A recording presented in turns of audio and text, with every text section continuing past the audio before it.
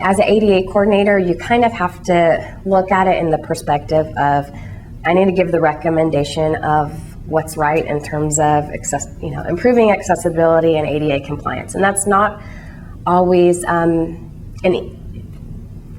answer that you come in and you're everyone's favorite person in the room, because inevitably that sometimes involves spending more money or taking more time, or just looking at things maybe in a project that hadn't been originally thought about or originally part of the scope. So sometimes that just can be a challenge. But I think as an ADA coordinator, you just kind of have to take the role that, my role is to look at it from this accessibility standpoint and give the feedback that you think is right in that instance, in terms of what the law requires, what just being a good organization, what your organization's goals are, and try to make sure it aligns with that view of accessibility.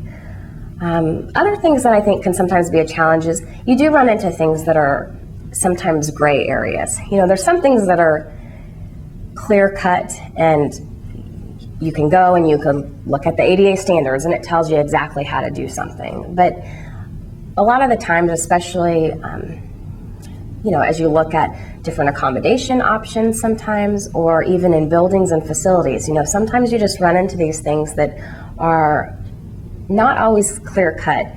And I think those gray areas could sometimes be a challenge, especially for a new ADA coordinator. And so I guess the way I've kind of looked at some of those is to rely on the resources that are out there. I rely on the ADA Center, the DibTax help, calling up to Access Board if you have questions about buildings and facilities.